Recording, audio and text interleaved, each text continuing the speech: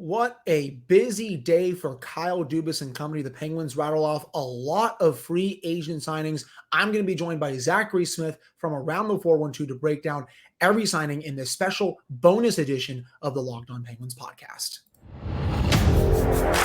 You're Locked On Penguins, your daily podcast on the Pittsburgh Penguins, part of the Locked On Podcast Network.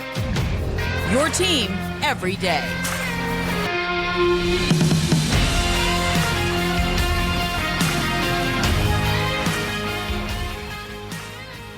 Welcome back to a special bonus edition of the Locked On Penguins podcast. I am your host, Hunter Hodes. Remember to follow me on Twitter at Hunter Hodes. Follow the show's Twitter at Eleanor Penguins. And of course, thank you all so much for making this your first listen / watch of the day. We are free and available on all platforms. Joining me now is Zachary Smith from around the 412. He hasn't been on the show in a little bit, but I figured we could bring him on here to discuss everything Kyle Dubas did. For a while, Smitty, it was looking like we're going to have to just discuss Matt Nieto in that small contract. But in the span of about 30 to 35 minutes, boom, Tristan Jarry gets signed. Boom, Ryan Graves gets signed. Boom, Noah Chari gets signed.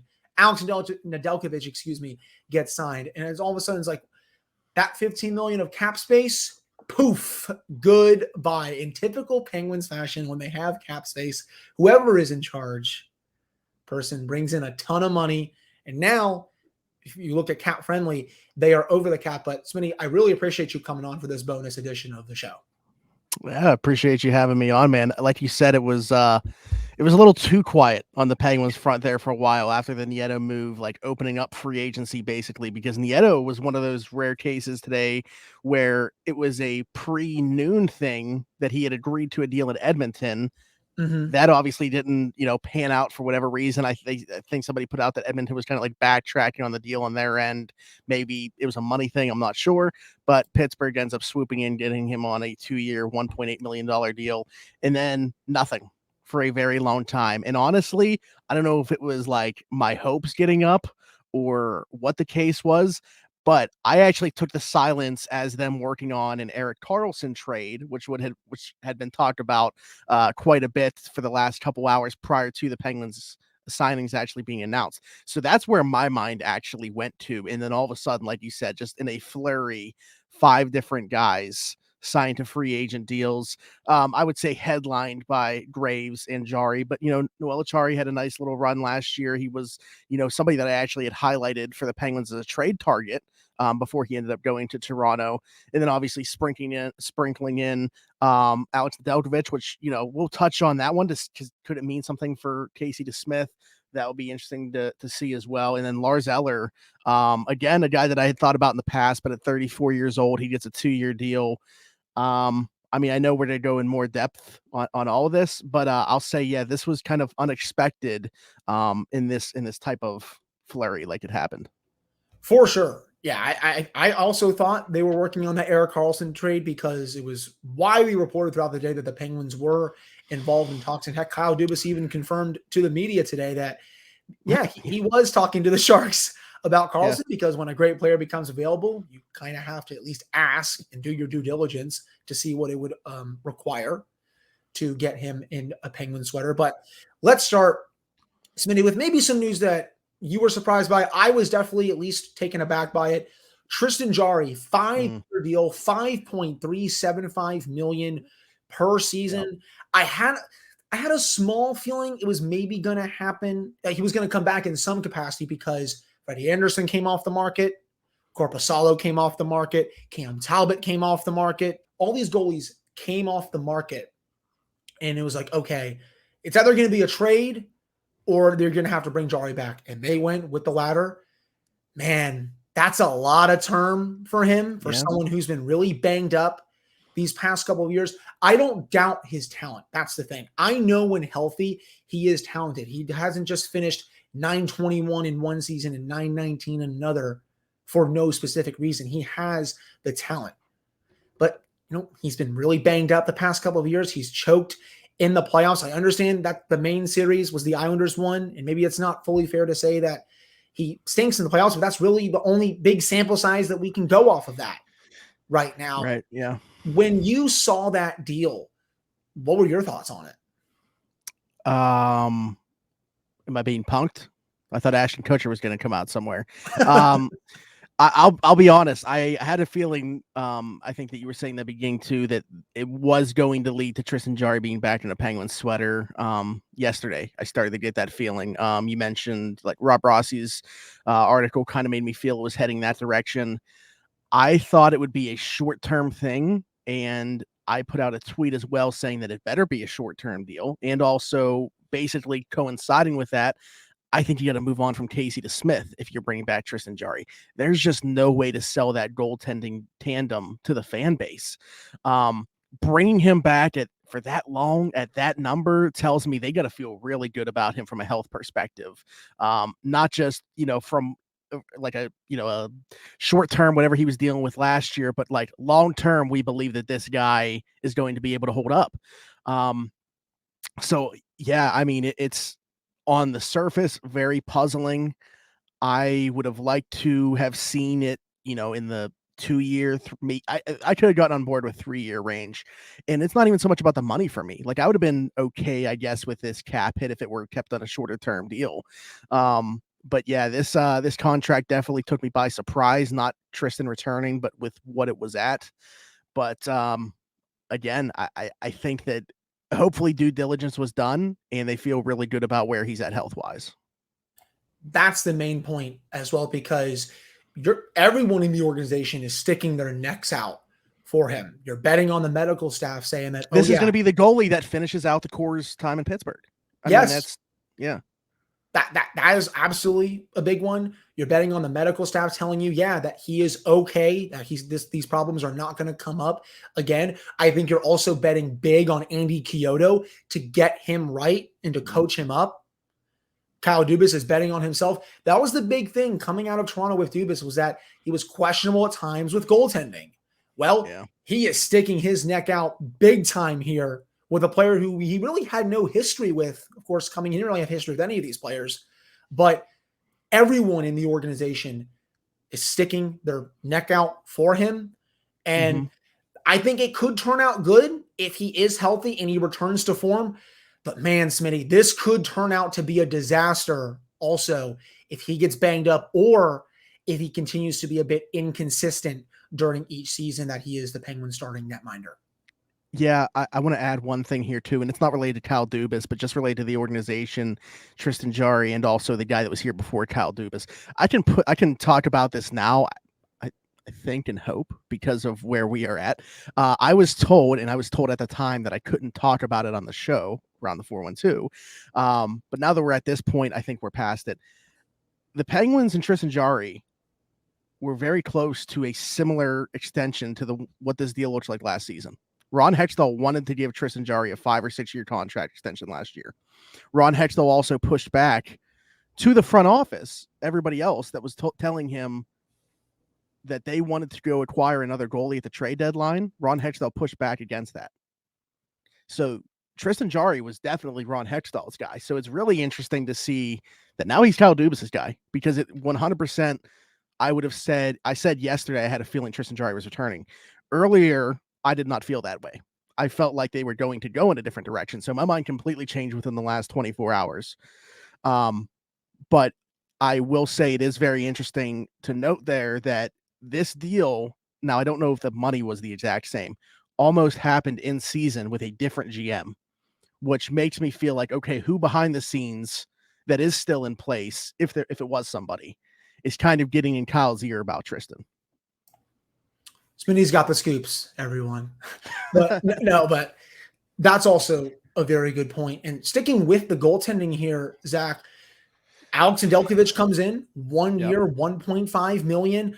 I'm sorry, that guy's not going to be your third string goaltender. I don't think your third string goaltender is going to make $1.5 million to just be on the roster, not even be dressing as a backup. He's not going to start in Wilkes-Barre, that's for sure. He's not a Dustin Tokarski.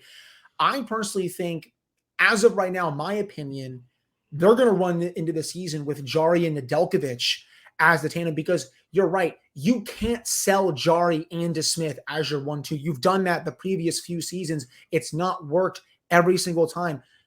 It's probably not going to work again. You can't sell that to the fan base. So I personally think DeSmith is probably going to get dealt in some kind of deal. He only makes $300K more than Nedeljkovic. Nedeljkovic's stats, I mean, he was decent, honestly, in Carolina, was actually .923 there one season, was also .932 there in 23 games in 2020, 2021. But since then, his numbers have gone down. .901 in 2022, 2023 went down to .895.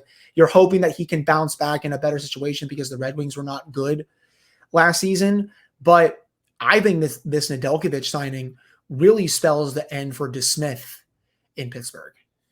Yeah, I would think that Nedeljkovic probably wouldn't take the opportunity in Pittsburgh if he wasn't kind of being promised that, right? I mean, you would think that him and his agent would be like, oh, if we're going to Pittsburgh, there's got to be a pretty good shot that I'm going to be the backup here. Like they in order to sell him on joining the team, I would think that would have to be the case. You look at Nedeljkovic, and yeah, he had that really nice run in Carolina. But like, think about that though. Like in Carolina, maybe the best in terms of supporting a goalie, like the insulation there. What better environment for a goalie to play in? And then you look at Detroit, where it's maybe like the bottom 5 for sure. So it's like Pittsburgh's probably going to be, somewhere in the middle of those two, but I would not expect him whatsoever to get back to the level that we saw in Carolina. I also wouldn't expect him to perform as bad as he did in Detroit. I will say with a position that is as head game as goalie is from a mental perspective, I just hope that, the results in Detroit didn't ruin him enough to the point where he's not able to bounce back. To touch on DeSmith a little bit, I think what's really interesting with this whole thing is, maybe Casey DeSmith would be a better option than Nedeljkovic, but it's just as stupid as it sounds. I'll say it again. You can't sell Jarry DeSmith as a tandem to the fan base again. And whether that goes into the organization's mind or not, I have a hard time seeing them being the 1-2 once again going into the 2023 season. But we've seen it, we said the same thing going into 2022. So who knows? But it's a hard ask. It's funny. DeSmith has better numbers the last couple of seasons than Nedeljkovic does, but as you said, you can't sell that. So that's going to be a really interesting case to follow. But yeah, I originally thought that Jarry was not going to be coming back. I kept saying that on my show. I even said Kyle's first move was going to be going out and getting Vejmelka from Arizona. So I will stitch a fat L on my forehead for that. I am sorry to everyone out there who will be listening / watching this. I will take the L on that one. But that's your goaltending situation heading into the season. Moving on to the next big deal, Smitty. Ryan Graves, 6 years, $4.5 million per season. It's funny. I heard after the season from a couple of people that if he was going to get to July 1, the Penguins were going to be extremely interested, no matter who the GM was, because Mike Sullivan has long been a fan of him. Sure enough, at least I got that one right, because Graves is now a member of the Penguins. That, I believe, is your Brian Dumoulin replacement. He can bring you some offense. When I was watching his film, when I did a free agent profile of Graves a couple of weeks ago, he fires a lot of the pucks to the net. He is a very, and I mean a very, shot-happy defenseman. Actually ranks in the 88th percentile for shooting. Also really strong on the penalty kill. Defensively ranks in the 92nd percentile, so he'll also really help in that. He's also really strong at denying entry to the defensive zone and in transition. He's also very good, 76th percentile in carrying the puck into the zone and 82nd percentile in entry passes. So he knows how to carry the puck in, and he also knows how to make a really nice entry pass to get the cycle going to create scoring chances. I really like him. He also brings a physical toughness to that top four, which I know some fans will like as well. He brings you some size. I think he's a mini version of Marcus Pettersson, but also in the sense that he'll bring you a bit more offense. I'm higher on him than some others are. I'll admit that. I really like his game, but I just don't think he should be on the top pairing. I think he probably suits you better as a second pairing defenseman. What are your thoughts on Ryan Graves? I mean, you said a lot of the things that I was going to say. I mean, I would have liked him better, as a second pairing left-handed defenseman, even though it looks like for the Penguins, he probably will play on that top pairing with Chris Letang. The way that I'm envisioning it with Sullivan, right, is he was probably like, let's trade for Jacob Chikrin. But if we can't do that in free agency, we're getting Ryan Graves. That's what that conversation was like. But I do like Ryan Graves. Hamilton now. That's true. But It's funny because we had Josh Getzoff on our show last week, and we said point blank, we want you to name somebody that feels like they're going to be a Pittsburgh Penguin. He landed on Ryan Graves. He felt like who he originally said Tyler Bertuzzi, but he actually felt like the Taylor Hall thing was setting up for Bertuzzi to return in Boston. Obviously, that's not been the case. But he landed on Ryan Graves, who he really liked too. So we had a whole conversation about him on there. So very happy that he ended up being a Penguin. We were messaging each other when the deal went down. But from that perspective, I do think he adds a lot of elements that you can almost meet in the middle, right? With the analytics crew as opposed to like the traditionalist because of what he brings to the table. It's kind of like he's a nice middle ground player that everybody can kind of agree on. This is probably the signing that fans are most excited for, I would say, of the group. 6 years, a bit long for me, but you almost have to tack on a year for any player that is going to be coveted on the free agent market. So it's like, yeah, he probably ideally you want to give him 4 or 5. You got to give him 6 to get him to sign with you over, the competition. So I can live with it. I do like the player, at least in the short term. It'll be interesting to see how his game ages. But at least for now, 28, I feel really good about him for at least like the first 3-4 years of that deal. And that's really what this is about when you look at the window they're in. That's really what matters, Smitty. Yeah, the first 3 to 4 years, because at the end of it, the team is probably not going to be good anyway. That's really the only sticking point where I was like, 6 years for Ryan Graves. I think that's maybe a little bit much, but he's still going to bring you offense. He's still going to bring you value on the penalty kill. At 8 goals, 26 points this past season, ranks in the 92nd percentile for PK ability. If you look at Andy and Rono's charts, really good in transition, can defend in his own zone. In a perfect world, you stick him on the second pairing with whoever. Maybe that's Jeff Petrie. Maybe that's someone else. Maybe they try him up with Chris Letang, but I personally think that's too many minutes for him. I would rather just put Marcus Pettersson up there, to be honest. But I still like him overall as a player. What were you going to say? I was going to say, and Pettersson and Letang were good together. For whatever reason, it seems like they don't want that to be the case. Maybe it's because of the way that Pettersson and Petrie were good at the beginning of the year and feeling like if there's somebody that's going to stabilize Jeff Petrie, it is Marcus Pettersson.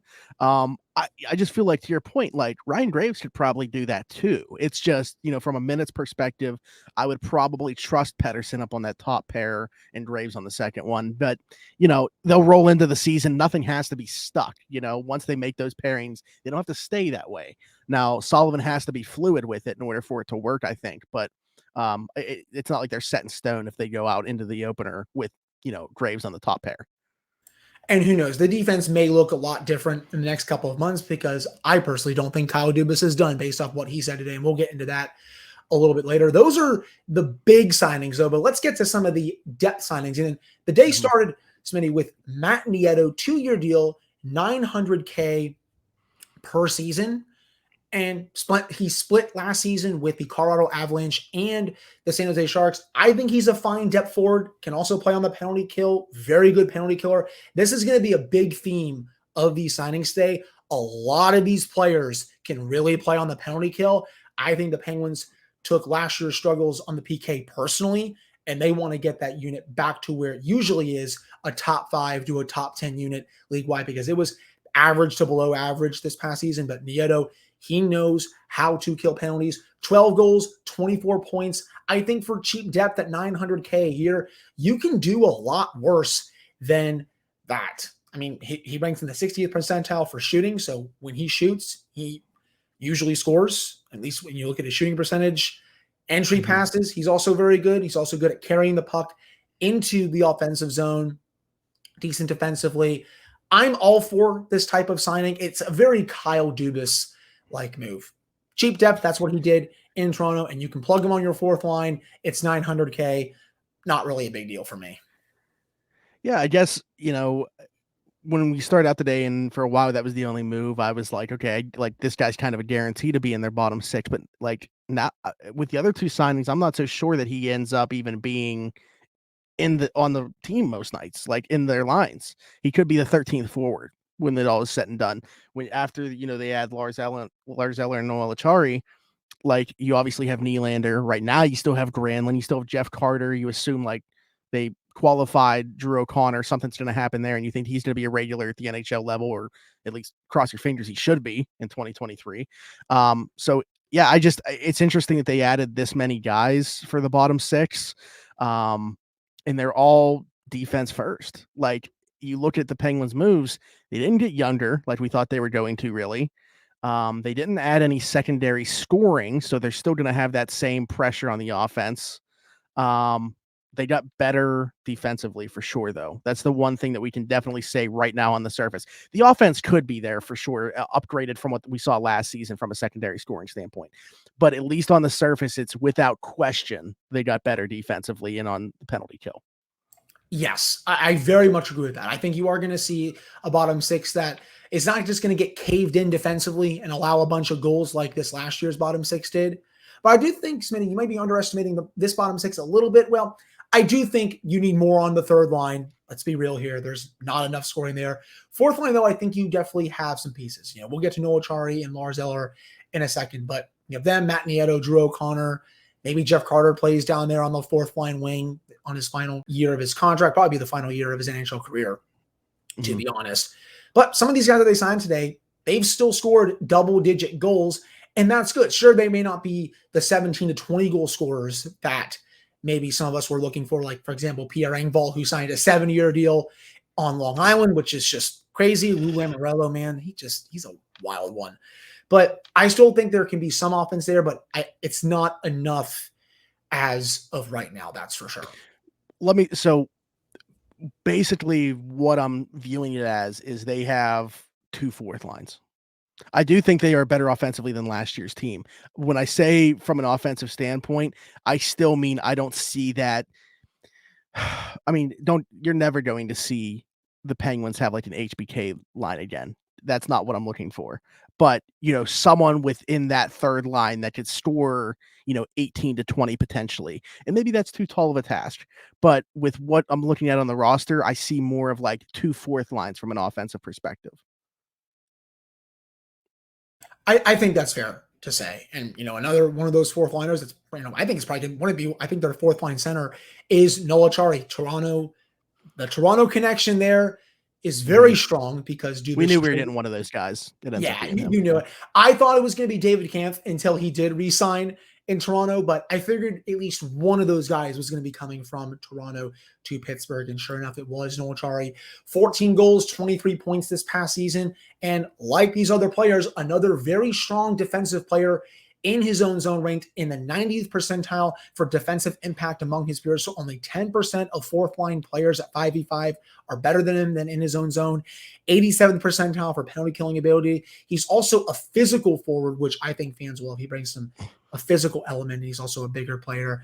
So you have all that plus his scoring. I'm fine with that, if you ask me. Yeah, I think it goes back to the kind of thing. Well, first off, anytime you see like pretty much unanimously Toronto fans were not happy about losing him, that's a good sign. I think it's another one of those cases where you're looking at it on the surface. Probably, you'd say for his age, 31 years old, to probably rather give him 2 years than 3. But you got to give him 3 to make sure that he signs with you. So totally fine with this deal. I think it's a really good bottom 6 forward to have. I think he can play in a lot of different situations. Sullivan's going to be able to trust him at the end of the game. That's the thing too, that I'm looking at is when you go up and down this lineup right now, you're not going to have to rely on the Brian Dumoulins and Jeff Carter that Sullivan did at the end of game situations last year. Sure, Jeff Carter's still on the roster. I think that we are both kind of hopeful that like from a role perspective and from a minutes perspective, he takes a step back when you look at what they've added to the bottom 6. So yeah, I just think like situationally, the Penguins should be a lot better in 2023 when you look at what they've done. I agree with that for sure. And the final signing is Lars Eller, 2 times $2.45 million, in his mid-30s as well.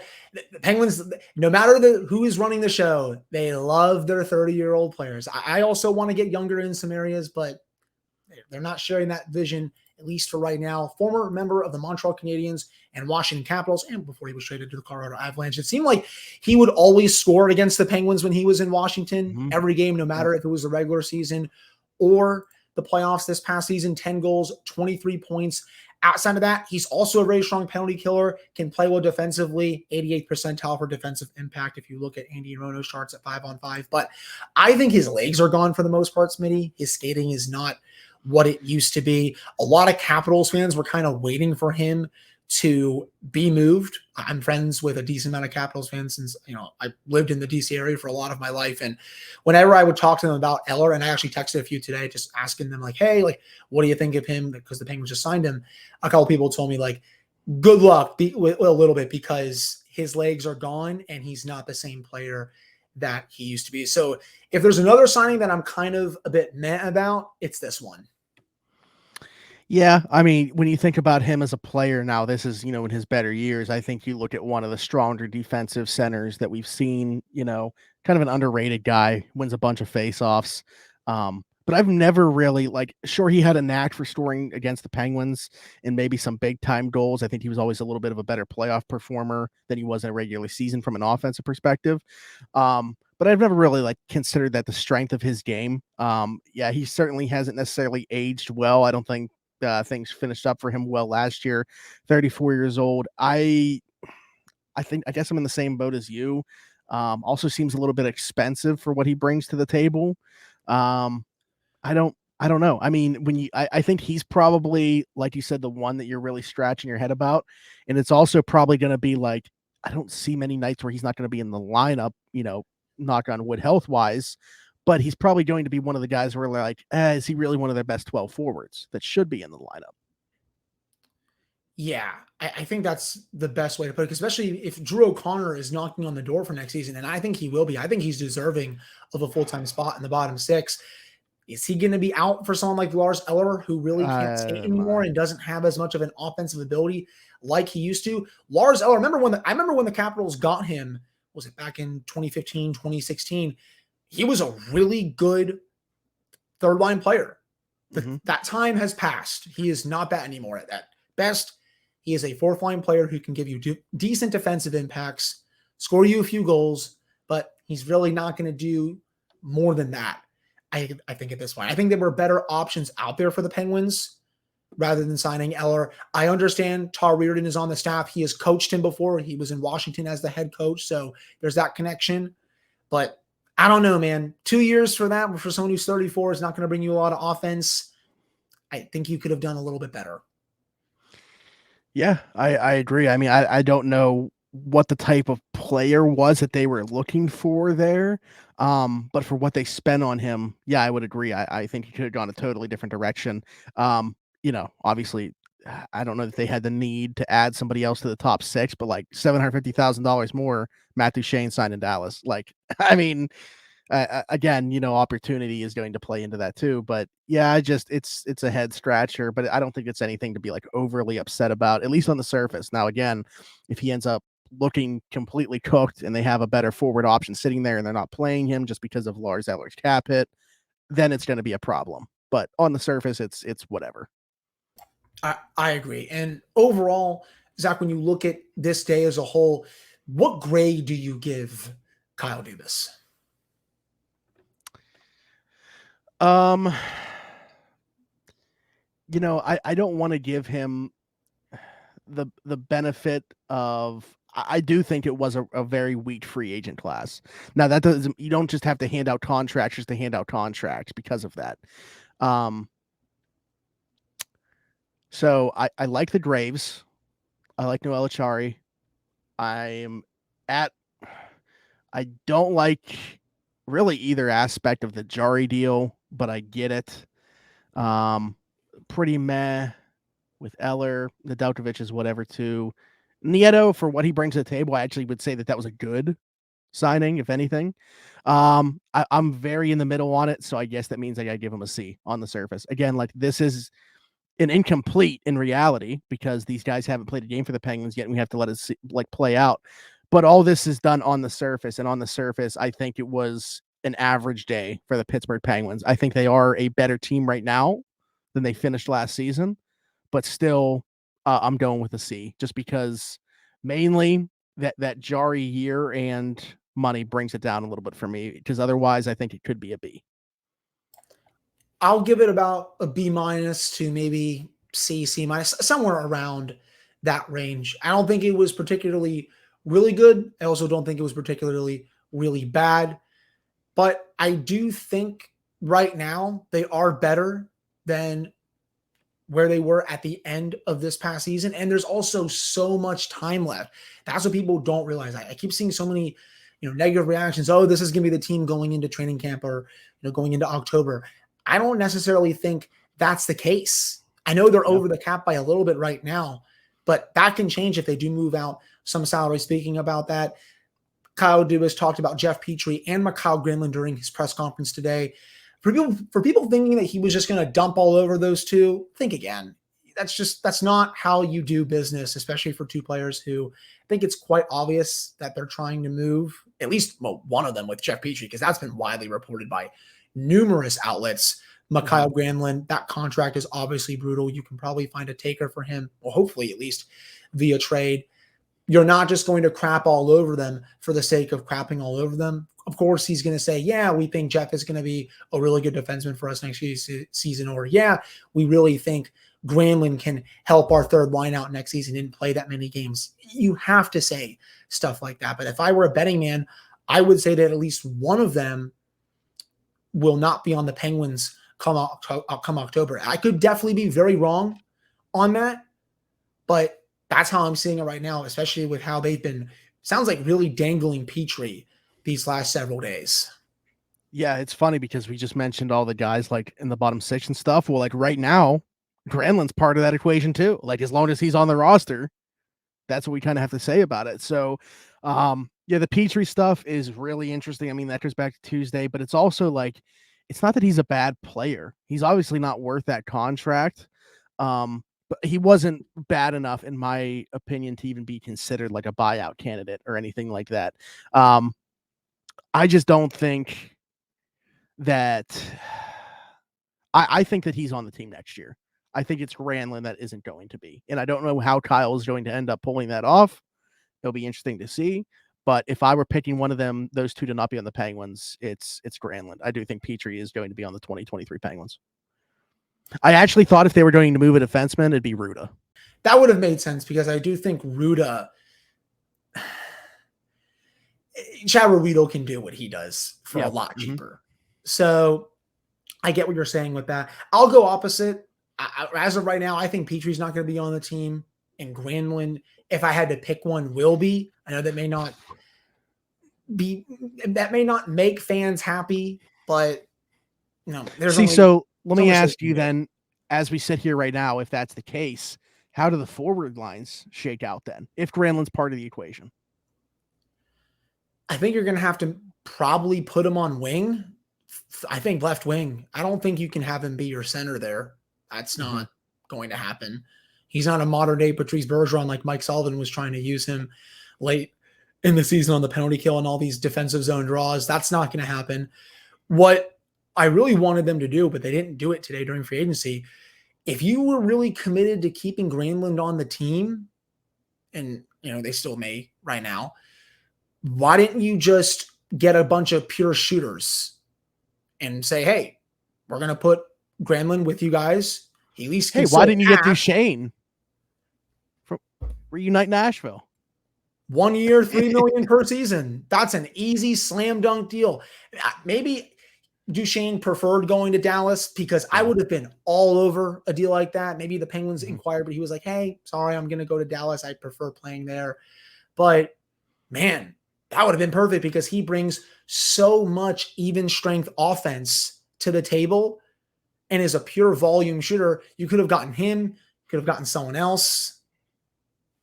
I really would have done something like that. Yeah, I just think that you get a guy like that who we've already seen inflate Granlund's production. Not saying, Granlund all of a sudden overnight becomes a better player, but I think that, the surface level numbers at least are inflated a bit when you play with Matt Duchesne, as we've seen from Granlund's time in Nashville. So I think, it would have been, if that was going to be the plan, I could totally get it. But it's not, clearly, because Matt Duchesne is in Dallas, and as of right now, Granlund's still in the Penguins. So, yeah. Well, I wish they signed Matt Duchesne because that would have been an easy contract for them to sign, and I was all over it on Friday, and now I'm sad about it. Only a little bit. But they're over the cap now. Kyle Dubas is not done, right, Zach? There's no chance that I think he's done at this point. Yeah, I think to your point, listen, it's kind of everybody's still first time hearing and seeing Kyle Dubas work. At least this up close. I Obviously, think fans are if you not follow, used to a media savvy general manager yet, and you're seeing yeah, that play out right now. sure, yeah, and I think so. This is going to be a good test once we see how this does all play out. If what he said about Granlund and Petrie, hey, if it holds true, it holds true. But like we both think at least one of those guys is still going to be moved, despite what he said. Then we go into the next period knowing that, like, okay, this guy might have said this, but he went and did this. I mean, we've kind of already seen that because they didn't get younger. That was kind of what we were sold. That didn't happen. So, saying something and doing something are two completely different things. As of right now, those two are both on the roster. The Penguins are over the cap. I'm with you. I don't think that they're necessarily done. I think something else has to be coming. What that is, I'm going to guess at this point it's not going to be Erik Karlsson, but it's something. I'm sure they're going to keep talking with him. The way that Dubas answered that question sounds like he still wants to keep maybe peppering San Jose about what he can do to bring him to Pittsburgh because, man, I know he doesn't bring any defensive impacts to the table. He ranks in the 0 percentile. If you look at Jay Fresh's charts, he ranks in the 5th percentile. If you look at Evolving Wild, but every game would be 7-6 or 8-7, all gas, no breaks. I am all in favor of that. Bring back those kind of games every single night for the Penguins. He would make the team a lot of fun to watch. I know he would make them a bit older, but hey, you've already signed a bunch of 30-year-olds. What's one more to trade for at least? But Letang and Karlsson on the same team, man. A lot of offense. And then you got Graves and Pettersson to kind of stabilize them. I mean, I wouldn't mind Graves with Erik Karlsson if you can somehow, some way make that work. Don't know how you're going to do that with the cap hit. I mean, GMs find a way no matter what, but I personally think he's still going to try for it, but it's probably more unlikely than not. But man, it's at least something to think about and put it on, the back of your mind for the rest of this offseason. Because I know Carolina wants him. I know Seattle obviously wants him too, but the Penguins can. Hey, if Carolina ends up doing that, then bring in Brett Pesce because there's no way he's staying there. No, I would love to get my hands on Brett Pesce. He's not going to bring you a lot of offense, but defensively, oh yeah, he's elite. Yeah, totally different player. I would love to have either one. I agree with that too. Elite at suppressing shots, or at least for Pesce, and also make a bunch of Sabres fans mad because I know Sabres fans really want to get their hands on Pesce. But Smitty, I think that will do it for this special edition of the Locked On Penguins podcast. I really appreciate you coming on to discuss all of these signings. Tell everyone what you got coming up for Around the 412 with Tyler. Wait, hold on. The Penguins just signed forward Juna Koppinen to a 2-year contract. Oh yeah, that was rumored to be coming during the day. Okay, it's a two-way deal for. Yeah, it's Koppinen, 2-year contract, run through the 2024-2025 campaign, 775K at the NHL level. Yeah, I believe it's a 2-way contract. I think this is just depth for Wilkes-Barre. Yeah. I literally just got that alert, and I was like, I don't want to miss something while we're talking here. But yeah, Zachary Smith, everybody can call me Smitty. But host Around the 412 with our friend Tyler, who, what a bum, wasn't able to make it for this episode. But no, shout out to Tyler if he's watching or listening to this back. Around the 412, you can find all of our stuff. This is actually a great time to be on here, Hunter, because today, July 1st, time of recording this, we just launched year 6 of our yearly Rockin' Around the 412 Christmas mission. I launch it every year on July 1st as like a Christmas in July thing. So yeah, year 6, first 5 years of that, we've raised over $25,000. Every single penny that is donated to that goes directly to providing Christmas to the children of local families. We've done it, like I said, for the past 5 years. Puts a smile on everybody's face. It's a great cause. It's a way to, if you are somebody that is charitable, it's a great way to see exactly where your money is going. That was the thing for us, is we wanted to directly see how this money was being used and how it can impact the lives of these families. Tyler and I never had to worry about Christmas growing up. We're both very fortunate in that way. We know it's not that way for everybody else. So we launched this Christmas mission. Shout out to my mom for the name. Very simple. Just adding rockin' to the front of our name of the podcast. But ton of videos, ton of pictures. I put all that stuff up. The GoFundMe link is always our pinned tweet on Twitter once we started off. So that's the case right now, even though Twitter is not a thing basically right now. Thanks, Find us Elon. on Facebook, YouTube, all that good stuff. Just search around the 412 and you'll find all our information there. But yeah, thanks again, Hunter.